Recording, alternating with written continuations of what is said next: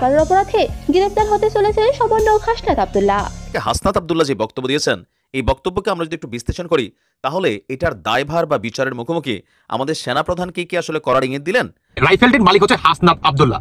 অন্যদিকে পুলিশ প্রশাসন তারা বলতেছে যে আমরা আরো সঠিকভাবে তদন্ত করে এবং হাসনাত আব্দুল্লাহকে জিজ্ঞাসাবাদ করে এবং গ্রেফতার করে আমরা আইনের আওতায় এনে তাকে জিজ্ঞাসাবাদ করবো যে এই 7.62 যে রাইফেলটি এটি আপনি কোথায় পেলেন। আসসালামু আলাইকুম দর্শক, এই মাত্র পাওয়া ব্রেকিং নিউজ। আপনারা ভিডিওর থাম্বনেল এবং শিরোনাম দেখে ইতিমধ্যেই বুঝে গেছেন। হ্যাঁ দর্শক শ্রোতা, অস্ত্র মামলায় সমন্বয়ক হাসনাত আব্দুল্লাহ গ্রেপ্তার হতে চলেছে। যে কোনো সময় তাকে জিজ্ঞাসাবাদের জন্য নিয়ে যাওয়া হবে।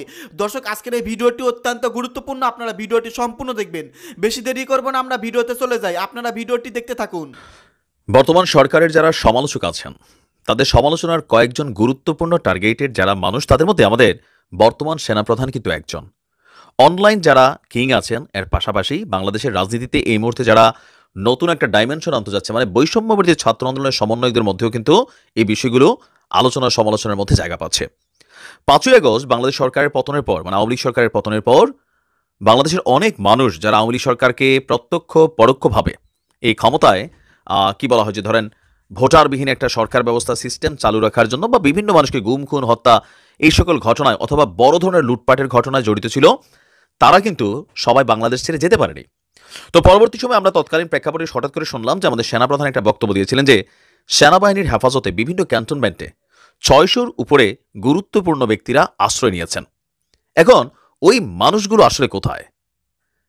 গতকালকে বিশ্ব মানবাধিকার দিবসে মায়ের ডাকের ব্যানারে একটা প্রোগ্রাম হয়েছিল, সেখান থেকে হাসনাত আব্দুল্লাহ যে বক্তব্য দিয়েছেন, এই বক্তব্যকে আমরা যদি একটু বিশ্লেষণ করি, তাহলে এটার দায়ভার বা বিচারের মুখোমুখি আমাদের সেনাপ্রধানকে কি আসলে করার ইঙ্গিত দিলেন, নাকি আসলে কাকে বুঝালেন, বিষয়টা কিন্তু ক্লিয়ার না। তবে প্রশ্নটা আসছে ভিন্ন রকমভাবে। হাসনাত আব্দুল্লাহ বলছে আমাদের ক্যান্টনমেন্ট থেকে 626 জনকে বিদেশে পাচার করে দেওয়া হয়েছে। শব্দতে খেয়াল করবেন, পাচার। পাচার বলতে বোঝায় যখন কোনো জিনিসকে আমরা প্রত্যক্ষ মদত দিয়া এটাকে বর্ডার ক্রস করাই। তো ক্যান্টনমেন্ট থেকে 626 জনকে পাচার করা হয়েছে। বিষয়টা আমাদের সেনাবাহিনীর দিকেই ইঙ্গিতপূর্ণ একটা বক্তব্য চলে এসেছে। যাদের পাচার করে দেওয়া হয়েছে তারা ভারতে বসে বাংলাদেশ বিরোধী ষড়যন্ত্র করছে। বলা হচ্ছে যে দায়িত্বপ্রাপ্তরা এই 626 জনকে বিদেশ যেতে সহযোগিতা করেছে। আবারও খেয়াল করেন, যে দায়িত্বপ্রাপ্তরা, তো 626 জন তো ছিলেন ক্যান্টনমেন্টের মধ্যেই। এমনকি তারা যখন বাংলাদেশ ছেড়েছেন বিভিন্ন সেক্টর ব্যবহার করে যেতে হয়েছে, হতে পারে ইমিগ্রেশন, আমাদের যে বিভিন্ন সীমান্তবর্তী এরিয়া বা সেখানে থাকা বিভিন্ন আইনশৃঙ্খলা বাহিনীর যারা দায়িত্বরত আছেন, অনেকেই কিন্তু এগুলোতে কানেক্টেড ছিলেন। তো তিনি বলছেন যে দায়িত্বপ্রাপ্তরা 626 জনকে বিদেশে যেতে সহযোগিতা করেছে, তাদেরকে জবাবদিহির আওতায় আনতে হবে। তাহলে কাকে জবাবদিহির আওতায় আনবে? সেনাবাহিনীকে বা আমাদের সেনাপ্রধান সহ বাকি যারা ঊর্ধ্বতন কর্মকর্তা আছেন তাদেরকে? এর পরের লাইনে তিনি বলছেন প্রশ্ন এবং বিচারের আওতায় আনতে হবে। আন্তর্জাতিক মানবাধিকার দিবস উপলক্ষে রাজধানীর সোহরাওয়ার্দী উদ্যানে মায়ের ডাক আয়োজিত গণজমায়েত কর্মসূচিতে তিনি এই সকল কথা বলেছেন। পাশাপাশি বিভিন্ন সময় গুম খুনের শিকার ব্যক্তিদের স্বজনদের পাশাপাশি এখানে অনেক রাজনৈতিক দলের নেতাকর্মীরাও কিন্তু আপনার গতকালকে অংশগ্রহণ করেছেন। এবং তার বক্তব্যের একটা অংশ হচ্ছে যে আপনার যারা 71কে পুঁজি করে আওয়ামী লীগকরণ করেছে তাদের বিচার হতে হবে, আর যারা সাবেক প্রধানমন্ত্রী শেখ হাসিনাকেও দেশ থেকে পালিয়ে যেতে সাহায্য করেছেন তাদের খুঁজে বের করতে হবে, তাদেরও ছাড় দেওয়া হবে না। এখন আমরা যতটুকু দেখেছি যে আমাদের বাংলাদেশ সেনাবাহিনীর একটা বিশেষ ফ্লাইট ব্যবহার করে বা বিশেষ বিমান ব্যবহার করে সাবেক প্রধানমন্ত্রী শেখ হাসিনা তিনি কিন্তু বাংলাদেশ ছেড়ে পালিয়েছেন। তো তাহলে বাংলাদেশ ছেড়ে যাওয়ার বেলায় কারা সহযোগিতা করছে? আমরা যতটুকু দেখছি যে বা বিভিন্ন প্রতিবেদন থেকে শুনছি যে সেনাপ্রধান জানতো বা বার্তা চলে আসছিল, আমাদের নৌ বিমান সেনা যারা 3 বাহিনীর প্রধান ছিলেন তাদের সাথে শেখ হাসিনার মিটিং হয়েছিল, তখন তারা বলছিল যে আপনি এই মুহূর্তে পদত্যাগ করেন। এবং কি দেশ থেকে ইস্যুটা এখানে আসছিল, কারণ যেভাবে মানুষ গণভবনের দিকে রওনা হয়েছিল, তো 5 মিনিটের সময়ের মধ্যেই তাকে আসলে বাংলাদেশ ছেড়ে পালিয়ে যেতে হয়েছে। তো এই বিষয়গুলোর জন্য আসলে প্রত্যক্ষ বা পরোক্ষভাবে আমাদের সেনাপ্রধানকেই কি আসলে ইশারা ইঙ্গিত করা হলো, অথবা এখানে আর কে আছে? শেখ হাসিনার দেশ ছেড়ে পালানোর ব্যাপারে যারা সহযোগিতা করছে তাদেরও বিচার করতে হবে, 626 জনকে যারা পাচার করছে তাদেরও বিচার করতে হবে। সো এখানে ঘুরা ফিরে কিন্তু আমাদের সেনাবাহিনী বা সেনাপ্রধানের যেই জায়গাটা সেটাই কিন্তু বারবার আসছে, বা তিনিও কথাগুলো বলেছিলেন যে ওই মুহূর্তে কেন আশ্রয় দিয়েছিলেন। সেনাপ্রধান কিন্তু বলছেন যেভাবে মব জাস্টিস শুরু হয়েছিল, বিভিন্ন মানুষকে যেভাবে হত্যা করা শুরু হয়েছিল, তো সেই ক্ষেত্রে তাদের প্রাণ বাঁচানোর জন্যই তারা বিভিন্ন জায়গায় আশ্রয় নিয়েছিলেন। আরেকজন আশ্রয় নেওয়া মানুষকে সেনাবাহিনী কখনোই মব জাস্টিসের হাতে তুলে দিবেন না, এটাই স্বাভাবিক। আসলে সব কিছু মিলিয়ে একটু তো পেচকি কেমন জানি ফিল হচ্ছে যে আসলে বাংলাদেশে আমাদের এখনও কতটা স্থিতিশীল আছে। দেখা যাক, এটা নিয়ে নিশ্চয়ই সেনাবাহিনী বা যারা দায়িত্বশীল আছেন তারা কেউ না কেউ ব্রিফ করবেন বিষয়গুলো। আসসালামু আলাইকুম ওয়া রাহমাতুল্লাহি ওয়া বারাকাতুহু। যে যেখান থেকে এই ভিডিওটি দেখতেছেন সবাইকে জানাই মনের অন্তঃস্থল থেকে ভালোবাসা ও অভিনন্দন। দর্শক বন্ধুরা, এই ঘটনাটি যখন নাকি আমি শুনি কিংবা আমার কাছে এই ইনফরমেশনটি আসে, বিশ্বাস করবেন কিনা জানি না, মানুষ মানে 10 তালা কিংবা 5 তালা থেকে যদি পড়ে যায় মানে মানে কেমন একটা অনুভূতি হয়, কিংবা হঠাৎ করে যদি আপনি দেখেন যে আপনি ঘুমের তালে পাহাড় থেকে পড়ে যাচ্ছেন, তাহলে আপনার অনুভূতিটা ঠিক কেমন হবে। এর থেকেও ভয়ঙ্কর একটা মনে করেন ফিলিংস আমার ভিতরে কাজ করতেছে বর্তমান। সেটি হচ্ছে আপনার বৈষম্য বিরোধী ছাত্র আন্দোলনকারী হাসনাত আব্দুল্লাহ, তিনি বা তার নামে 7.62 একটি রাইফেল মানে স্নাইপার তার নামে আপনার পাওয়া যায়। সেটি হচ্ছে আপনার সিলেটের সুনামগঞ্জে থানায়, যে আপনার এটা আর কি সিলেটের সুনামগঞ্জে পাওয়া যায়। যখন নাকি এই রাইফেলটি পাওয়া যায়, পুলিশ একটি তদন্তে নামে। যখন নাকি সঠিকভাবে সেই তদন্তটি করা হয় যে এই রাইফেলটি আসলে কাদের ছিল, বা এই রাইফেলটার মেন উদ্যোক্তাকে, মেন মালিককে, কার নামে এই রাইফেলটি আসছে, যখন নাকি তদন্ত করা হয়, আপনাদের চোখ কপালে উঠে যেতে পারে। কার নাম হতে পারে? সেটি হচ্ছে আপনার হাসনাত আব্দুল্লাহর নামে এই রাইফেলটি নিবন্ধন হয়। রাইফেলটির মালিক হচ্ছে হাসনাত আব্দুল্লাহ। অন্যদিকে পুলিশ প্রশাসন তারা বলতেছে যে আমরা আরো সঠিকভাবে তদন্ত করে এবং হাসনাত আব্দুল্লাহকে জিজ্ঞাসাবাদ করে এবং গ্রেফতার করে আমরা আইনের আওতায় এনে তাকে জিজ্ঞাসাবাদ করবো যে এই 7.62 যে রাইফেলটি, এটি আপনি কোথায় পেলেন।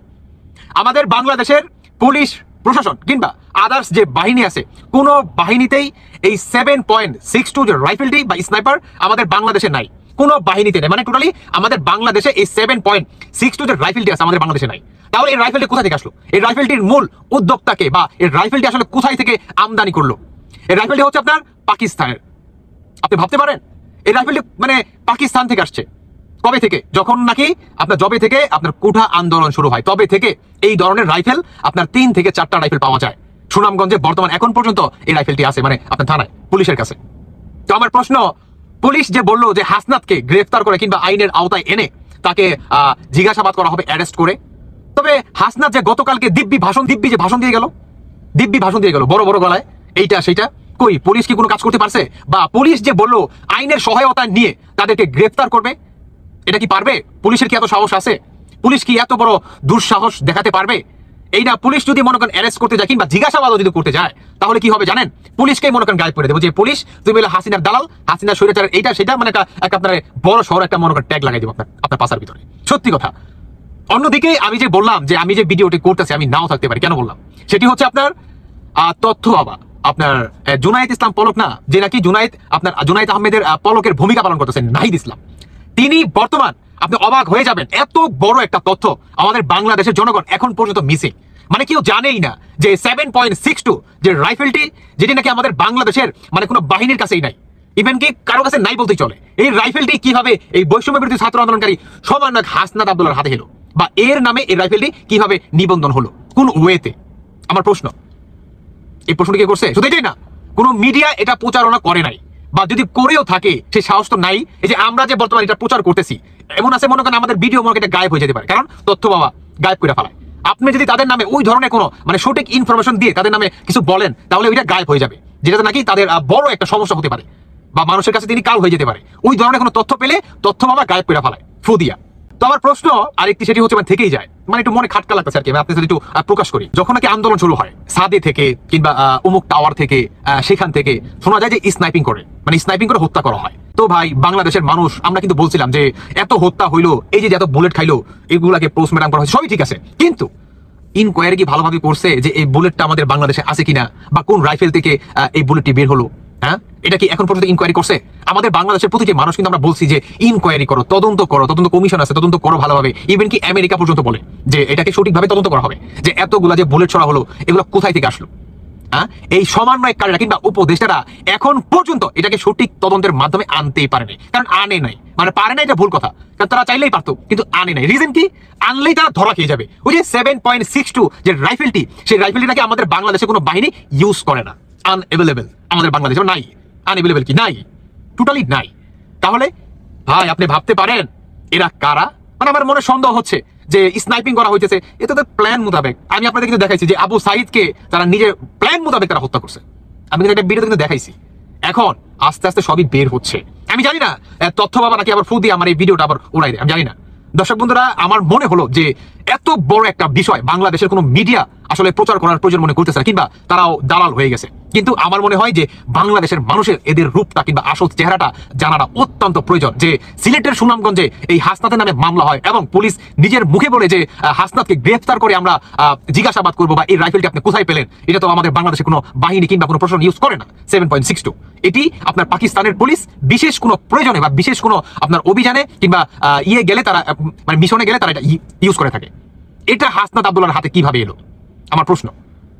পুলিশ কি আদেও হাসনাতকে গ্রেফতার করতে পারবে? দর্শক বন্ধুরা, এই বিচারের দায়ভার সম্পূর্ণ আপনাদের উপর ছাড়লাম। সম্মানিত দর্শক, সম্পূর্ণ ভিডিওটি দেখার জন্য আপনাদের সবাইকে অসংখ্য ধন্যবাদ। এই সম্পর্কে আপনাদের মতামত কি? আপনাদের গুরুত্বপূর্ণ মতামত ভিডিওর কমেন্টে অবশ্যই জানিয়ে দিবেন। সমন্বয়ক হাসনাত আব্দুল্লাহর এখন কি পরিণতি হবে সেটাই এখন দেখার। আপনারা এই চ্যানেলের সঙ্গে থাকবেন প্রত্যেক দিন নতুন নতুন ভিডিও সবার আগে পাওয়ার জন্য। সকলে ভালো থাকবেন। আল্লাহ হাফেজ।